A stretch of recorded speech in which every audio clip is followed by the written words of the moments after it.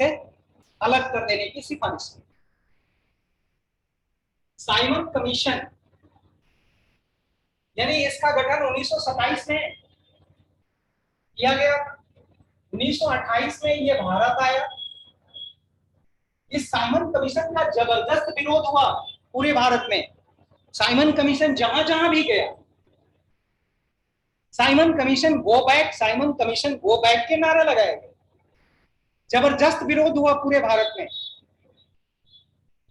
तो Simon commission यानी 1927 में गठित हुआ और 1928 में यह भारत आया। दरअसल इस जॉन साइमन इसके अध्यक्ष थे। दरअसल इस कमीशन के विरोध के पीछे जो मुख्य वजह थी कि इसमें एक भी भारतीय सदस्य को शामिल नहीं किया गया था। यानी ये इस कमीशन में सभी अंग्रेज थे। और वो निर्णय किसके लिए कर रहे थे, वो फैसले किसके लिए ले रहे थे, तो भारतीयों के लिए ले रहे थे। लेकिन भारतीयों के लिए फैसले लेने में भारतीयों को शामिल नहीं किया गया। भारत के संदर्भ में फैसला लेना है, लेकिन उसमें भारतीयों को शामिल नहीं किया गया। उसमें सभी सदस्य अंग्रेज। इसको लेकर भारतीयों के मन में काफी आक्रोश था कि अगर भारत के संदर्भ में निर्णय लेना हो तो भारतीयों को शामिल करना चाहिए। और इससे हमारी संवैधानिक समझ पर भी उन्होंने प्रश्न उठाया कि भारतीयों के पास कोई संवैधानिक समझ नहीं है, इसलिए इसमें भारतीयों को सदस्य के रूप में शामिल नहीं किया गया। नतीजा ये हुआ कि जहां जहां ये आयोग गया वहां वहां जबरदस्त विरोध हुआ साइमन कमीशन। तो इसी आयोग ने यह सिफारिश की थी कि बर्मा को भारत से तथा सिंध को बंबई प्रांत से अलग कर दिया जाए। आज सिंध पाकिस्तान में, बंबई भी अरब सागर के किनारे स्थित है, और सिंध भी यानी कराची सिंध प्रदेश की राजधानी है, जो कि अभी पाकिस्तान में। लेकिन हमारे राष्ट्रीय गान में अभी भी है पंजाब सिंध गुजरात मराठा। भले सिंध पाकिस्तान में, लेकिन आज भी हम दिल से उसे अपना हिस्सा मानते हैं, क्योंकि आज भी वो हमारे राष्ट्रीय गान का हिस्सा है। भारत से तो अलग हो गया, लेकिन भारतीयों के दिल से अभी भी सिंध अलग नहीं हुआ। तो सिंध आज भी भारत के राष्ट्रीय गान का हिस्सा है, लेकिन ये क्षेत्र कहां है? पाकिस्तान। अब हम नेक्स्ट क्वेश्चन की तरफ बढ़ते हैं। उपभोग का मनोवैज्ञानिक नियम, उपभोग का साइकोलॉजिकल रूल ऑफ कंजप्शन, यानी उपभोग का मनोवैज्ञानिक नियम क्या होता है, यानी कंजप्शन का। देखिए, इस सिद्धांत को जॉन मेनार्ड केन्स ने दिया। इंग्लैंड के प्रसिद्ध अर्थशास्त्री थे जॉन मेनार्ड केन्स ने दिया था। उनका यह मानना था कि आय के स्तर में वृद्धि होती है अगर इनकम ग्रो करता है, तो उपभोग में भी जब डायरेक्ट ग्रोथ होता है। स्वाभाविक है कि अगर आपकी आय बढ़ेगी तो उपभोग में भी यानी कंजप्शन में भी वृद्धि होगी। लेकिन आय के उत्तरोत्तर बढ़ने पर अगर लगातार आय में वृद्धि हो रही है तो व्यय की वृद्धि आय की वृद्धि से कम होती, यानी जितनी आय हो रही है उतनी ही अनुपात में खर्च नहीं होता। अगर ये वृद्धि निरंतर होती रहे, अगर आय में निरंतर वृद्धि, अगर लगातार वृद्धि हो रही है, तो व्यय में भी यानी एक्सपेंस यानी खर्च में भी उसी अनुपात में वृद्धि नहीं हो, उसकी तुलना में कम वृद्धि होती है। उपभोग की इसी प्रवृत्ति को उपभोग का मनोवैज्ञानिक नियम कहा जाता है।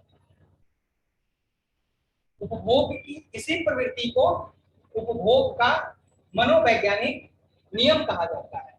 अगर आय बढ़ रही है तो स्वाभाविक है कि खर्च में भी वृद्धि होगी। आय अधिक होगी तो खरीदने की क्षमता बढ़ेगी। लेकिन अगर ये आय निरंतर बढ़ती रहे तो उसी अनुपात में खर्च में वृद्धि नहीं होती है, बल्कि खर्च में वृद्धि कम होती है। इसी को कहते हैं उपभोग का मनोवैज्ञानिक नियम। और ये किसने दिया था? तो जॉन मेनार्ड केन्स ने। सेकेंड वर्ल्ड वॉर के बाद इस अर्थशास्त्र का उदय हुआ और उस दौर को रोजगार और आय का सिद्धांत इन्होंने दिया। एम्प्लॉयमेंट और इनकम की थ्योरी इन्होंने दी। उस दौर अराजकता के दौर से बाहर निकालने में काफी मदद की इनके सिद्धांतों ने, जॉन मेनार्ड केन्स के सिद्धांत। तो ये प्रसिद्ध सिद्धांत उपभोग का मनोवैज्ञानिक नियम जॉन मेनार्ड केन्स ने दिया। अब हम 13वें प्रश्न की तरफ बढ़ते हैं। 13वां प्रश्न, आप सब लोग इससे परिचित होंगे कि आरटीजीएस यानी रियल टाइम ग्रॉस सेटलमेंट क्या है? रियल टाइम ग्रॉस सेटलमेंट यानी तत्काल कुल निपटान। यानी जैसे ही आप ऑन करते हैं वैसे ही ये प्रक्रिया शुरू हो जाती है। और ये क्या है? एक बैंक से दूसरे बैंक में, एक बैंक से दूसरे में पैसा ट्रांसफर करने की सुविधा, जैसे आरटीजीएस, नेफ्ट,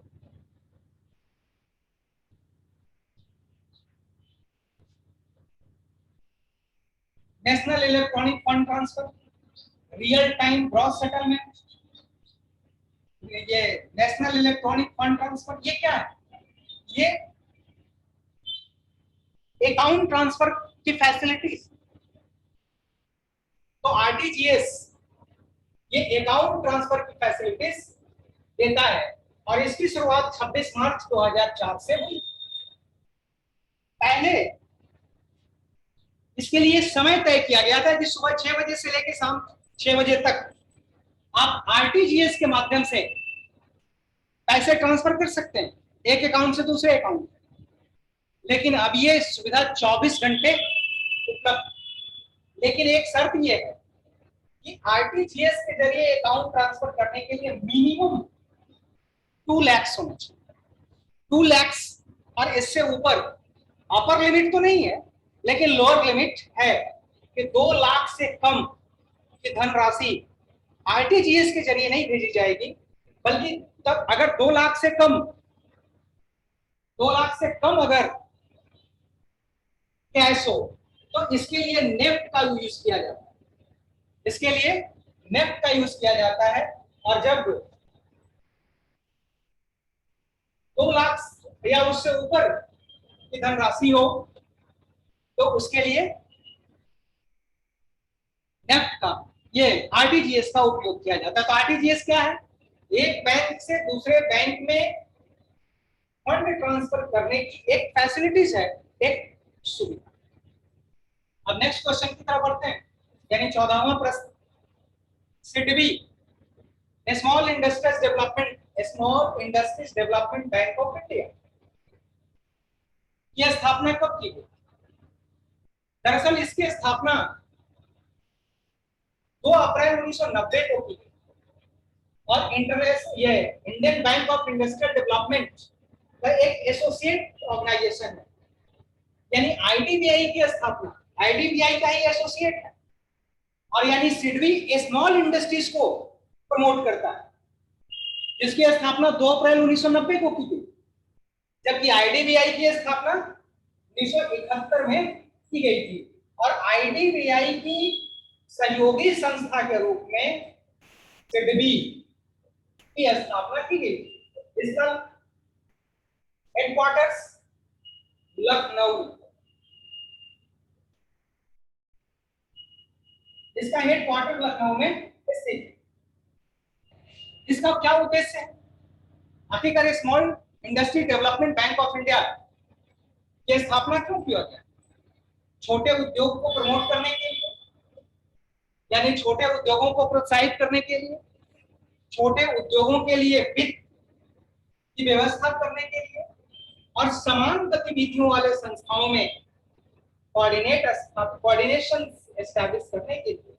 अगर एक ही तरह की उत्पादन प्रक्रिया में अगर दो संस्थाएं लगी हुई हों तो उनके बीच कोऑर्डिनेशन एस्टैब्लिश करने के लिए भी इसकी स्थापना की गई।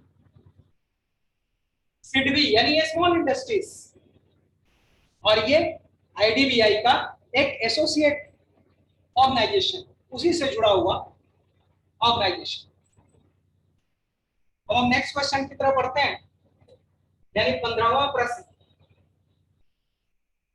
15वां प्रश्न विज्ञान से संबंधित है। प्रकाश संश्लेषण में डार्क रिएक्शन क्या होता है? प्रकाश संश्लेषण में डार्क रिएक्शन,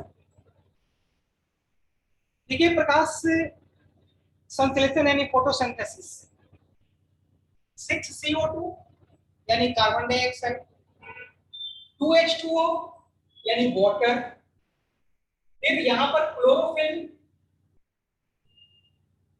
क्योंकि क्लोरोफिल पत्तों में मौजूद होता है। जब कार्बन डाइऑक्साइड और पानी और सूर्य की रोशनी, सनलाइट और क्लोरोफिल, ये सब आपस में मिलते हैं तो इसका मेन प्रोडक्ट है ग्लूकोज, यानी C6H12O6 ग्लूकोज बनता है। इसके अतिरिक्त पानी और फिर ऑक्सीजन, यानी O2 यानी ऑक्सीजन का एमिशन होता है, ऑक्सीजन निकलता है। ये एरो गलत दिया गया है, ये एरो ऐसे होता है, यानी ये ऑक्सीजन का उत्सर्जन होता है। यानी प्रकाश संश्लेषण में ऑक्सीजन का उत्सर्जन होता है। अब ये प्रक्रिया दो चरणों में पूरी होती है। एक लाइट रिएक्शन कहलाता है और दूसरा डार्क रिएक्शंस का। लाइट रिएक्शंस में NADPH का निर्माण होता है। लाइट रिएक्शंस के बाद डार्क रिएक्शन, ये क्या है? NADPH, NADPH,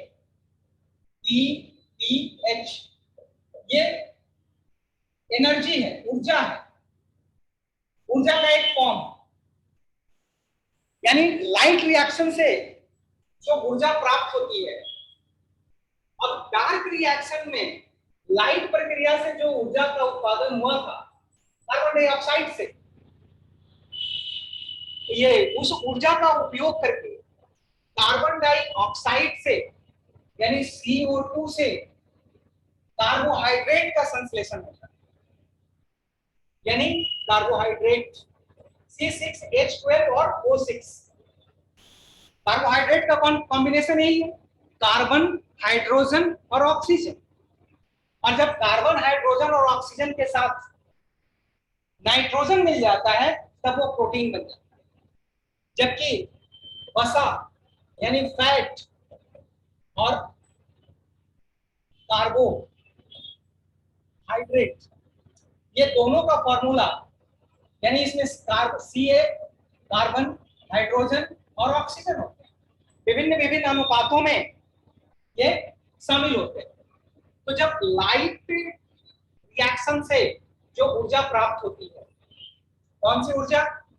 NADPH, जो ऊर्जा प्राप्त होती है का उपयोग करके कार्बन डाइऑक्साइड से कार्बोहाइड्रेट का निर्माण होता है।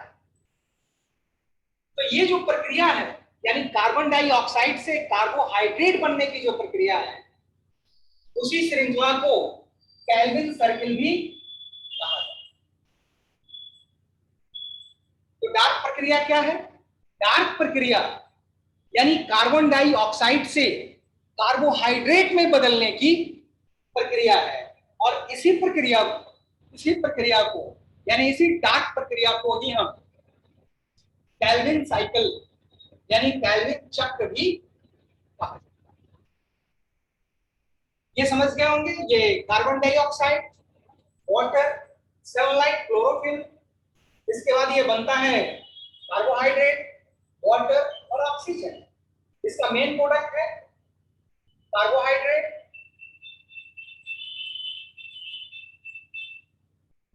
और बाई प्रोडक्ट क्या है, ऑक्सीजन।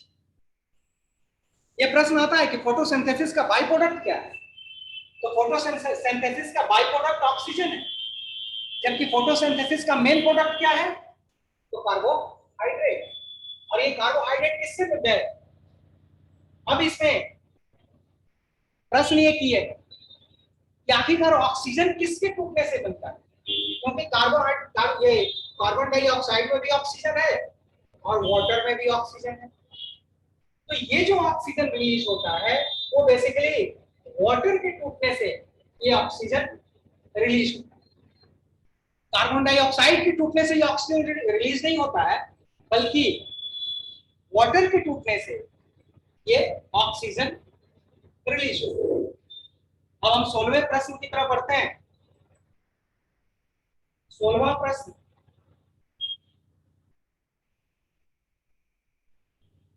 डब्ल्यूबीसी का जीवन का यानी व्हाइट ब्लड कॉर्पसेस।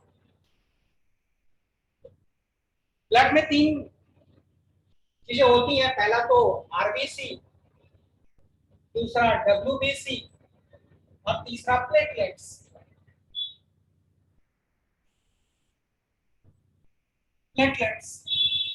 आरबीसी जिसमें हीमोग्लोबिन होता है, डब्ल्यूबीसी जो शरीर की सुरक्षा की जिम्मेदारी होती है यानी व्हाइट ब्लड कॉर्पसेस। इसका लाइफ स्पैन कितना होता है? जैसे आरबीसी का लाइफ स्पैन 120 दिन, आरबीसी का लाइफ स्पैन कितना होता है? 120 दिन होता है। उसी तरह डब्ल्यूबीसी का भी लाइफ स्पैन होता है, यानी आरबीसी 120 दिन के बाद समाप्त हो जाता है, उसी प्रकार डब्ल्यूबीसी का भी एक लाइफ स्पैन होता है और ये 8 घंटे से लेकर 4 दिनों तक का होता है। यानी डब्ल्यूबीसी फॉर्मेशन के बाद 8 घंटे में भी समाप्त हो सकता है और 4 दिन में भी समाप्त हो सकता है। मनुष्य में इसकी कितनी आवश्यकता होती है? मनुष्य में इसकी आवश्यकता 6000 से लेकर 9000 मिलीमीटर तक इसकी आवश्यकता होती है। और इसका निर्माण कहां कहां होता है? तो इसका निर्माण बोन मैरो यानी अस्थि मज्जा, स्प्लीन यानी प्लीहा, हाइमस और लिम्फ नोड्स यानी लसिका ग्रंथि में इसका निर्माण होता है। जबकि आरबीसी का निर्माण बेसिकली बोन मैरो यानी अस्थि मज्जा और स्प्लीन में होता है, जबकि डब्ल्यूबीसी का अस्थि मज्जा में भी होता है, स्प्लीन में भी होता है, थाइमस में भी होता है और लिम्फ नोड्स में होता है। और दरअसल डब्ल्यूबीसी में केंद्रक होता है, न्यूक्लियस होता है, क्योंकि अभी एक सेल है। और अगर डब्ल्यूबीसी में अनकंट्रोल्ड ग्रोथ होने लगे यानी सेल का विभाजन होने लगे, कोशिका का विभाजन होने लगे, तो अगर डब्ल्यूबीसी में अनकंट्रोल ग्रोथ अगर होने लगे तो उसी को हम ब्लड कैंसर कहते हैं। ब्लड कैंसर अर्थात डब्ल्यूबीसी का uncontrolled cell division. Cell division एक स्वाभाविक प्रक्रिया, एक नेचुरल प्रोसेस है, लेकिन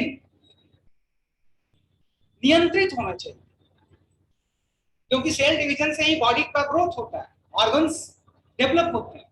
लेकिन अगर अनकंट्रोल्ड ग्रोथ हो तो वो कैंसरस होता है। तो blood cancer it means uncontrolled cell division of WBC. तो इसका लाइफ स्पैन कितना होता है? 8 घंटे से लेकर 4 दिन तक होता है। और इसका फॉर्मेशन, इसकी आवश्यकता मनुष्य में 6000 से लेकर 9000 तक की होती है और इसका formation bone marrow, spleen, thymus और लिम्फ नोड्स में होता है। अब हम नेक्स्ट क्वेश्चन की तरफ बढ़ते हैं। राष्ट्रीय ताप विद्युत निगम की स्थापना कब की गई? यानी एनटीपीसी, यानी NTPC, national thermal power corporation, इसकी स्थापना कब की गई? दरअसल इसकी स्थापना 1975 में एक सार्वजनिक यानी पब्लिक सेक्टर यूनिट के रूप में इसकी स्थापना की गई थी। और इसकी स्थापना का मुख्य उद्देश्य क्या था? देश की ताप ऊर्जा के विविध पहलुओं का समुचित समन्वय करना। और वर्तमान में इसकी क्षमता कितनी है? यानी ये आज भी 65,058 मेगावाट बिजली का उत्पादन कर रहा है। इसके पास वर्तमान में इसके पास 47 एनटीपीसी स्टेशन है तथा 26 ज्वाइंट वेंचर है, यानी किसी दूसरे के साथ ये कार्य कर रहा है, जबकि इसके अपने स्टेशन 47। ये गैस थर्मल में भी लगा हुआ है, कोल में भी है, हाइड्रो में भी है, यानी कई प्रकार के संसाधनों का उपयोग करके ये बिजली का उत्पादन कर रहा है। तो एनटीपीसी यानी 1975 में एक पब्लिक सेक्टर की यूनिट के रूप में इसकी स्थापना की गई थी और इसका मुख्य उद्देश्य है ताप ऊर्जा के विविध पहलुओं का समुचित समन्वय करना। और वर्तमान में इसकी क्षमता कितनी है? तो 65,058 मेगावाट इसकी क्षमता है और इसके पास 47 खुद के स्टेशन, जबकि 26 ज्वाइंट वेंचर में काम कर रहा है। 26 स्टेशन ज्वाइंट वेंचर के रूप में काम कर रहा है, बाकी स्टेशन इसका स्वयं का। अब हम 18वें प्रश्न की तरफ बढ़ते हैं। 18वां प्रश्न, बिटकॉइन को लीगल टेंडर, बिटकॉइन एक वर्चुअल करेंसी, बिटकॉइन को लीगल टेंडर का दर्जा देने वाला विश्व का पहला देश कौन सा है? तो एल सल्वाडोर। इस देश की अर्थव्यवस्था अधिकतर प्रेषण पर निर्भर करती है, यानी भेजे हुए धन पर इसकी अर्थव्यवस्था निर्भर करती है। अगर बिटकॉइन को लीगल टेंडर बना दिया जाए तो इसके बाद देश के बाहर काम करने वाले लोग बिटकॉइन में पैसा भेज सकते। ये वर्चुअल करेंसी जिसमें पॉइंट्स दर्ज किए जाते और धीरे धीरे विश्व में इसका प्रचलन बढ़ रहा है। हो सकता है कि आने वाले समय में और देश भी इसे लीगल टेंडर के रूप में स्वीकार करें। तो एल सल्वाडोर बिटकॉइन को यानी वर्चुअल करेंसी को लीगल टेंडर के रूप में, लीगल टेंडर यानी मुख्य मुद्रा के रूप में मान्यता देने वाला विश्व का पहला।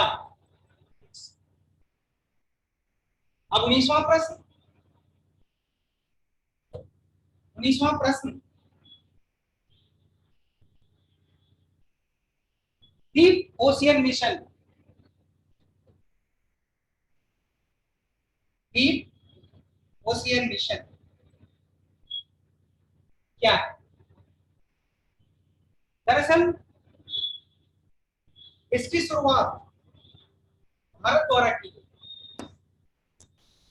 यह मिशन पृथ्वी मंत्रालय के अंतर्गत, यानी भारत में जो पृथ्वी मंत्रालय है, अर्थ मिनिस्ट्री के अंतर्गत शुरू किया गया और इसमें गहरे समुद्र में संसाधनों का पता लगाने के लिए इस मिशन की शुरुआत की गई।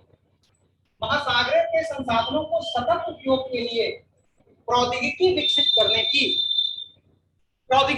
करना है, यानी टेक्नोलॉजी को डेवलप करना है। यानी गहरे समुद्र में जो संसाधन हैं उन संसाधनों का यूटिलाइजेशन कैसे किया जाए, इसके लिए टेक्नोलॉजी डेवलप करना इस मिशन का मुख्य उद्देश्य है। गहरे समुद्र में, छिछले समुद्र में नहीं, गहरे समुद्र में जो संसाधन हैं उन संसाधनों का पता लगाना और इसके साथ साथ उसके उपयोग के लिए नई टेक्नोलॉजी को डेवलप करना इस मिशन का मुख्य उद्देश्य है। डीप ओशियन मिशन इसका मुख्य उद्देश्य है। ये अर्थ मिनिस्ट्री द्वारा इसका संचालन किया जाएगा और इसका उद्देश्य क्या है? गहरे समुद्र में जो संसाधन उपलब्ध है उसका पता लगाना और पता लगाकर उसका उपयोग करना। इसके लिए जो टेक्नोलॉजी की आवश्यकता होगी उसको भी विकसित। ये डीप ओशियन मिशन का मुख्य उद्देश्य। आज के कार्यशाला यानी वर्कशॉप का जो अंतिम प्रश्न है अर्थात 20वां प्रश्न, कार्नी बैक को, कार्नी बैक को क्या है? दरअसल ये पशुओं को कोविड से बचाने का एक टीका है। अभी तक तो पूरी दुनिया में कोविड से बचाने, ये मनुष्यों को कोविड से बचाने के लिए टीके बनाए गए, टीके विकसित किए गए, लेकिन रूस ने जानवरों को कोविड से बचाने के लिए एक टीका विकसित किया है और उस टीके का नाम है कार्निवैक को। ये जानवरों को कोरोना यानी कोविड से बचाएगा। और आपको पता है कि भारत में यानी पूरी दुनिया में रूस पहला देश था जिसने कोविड-19 के लिए टीका विकसित किया था, स्पुतनिक। ये पहला दुनिया में रजिस्टर्ड होने वाला कोविड का टीका है। भारत में अभी 3 ही वैक्सीन का उपयोग किया जा रहा है, कोविशील्ड, कोवैक्सीन और स्पुतनिक। कोविशील्ड और कोवैक्सीन, कोवैक्सीन तो पूरी तरह भारत में तैयार किया गया, जबकि कोविशील्ड एस्ट्राजेनेका यानी एस्ट्राजेनेका और ऑक्सफोर्ड के सहयोग से उसका उत्पादन भारत में हो रहा है, जबकि कोवैक्सीन भारत बायोटेक के द्वारा और इंडियन वायरोलॉजी के द्वारा इसका विकास किया गया। और स्पुतनिक विश्व में पहला कोविड-19 का टीका था और कार्नी को भी पहला ही टीका है जानवरों को। सोवियत संघ ने ये टीका विकसित। इसलिए आज का वर्कशॉप यहीं समाप्त होता है। मैंने इस प्रश्न की व्याख्या की है। अगर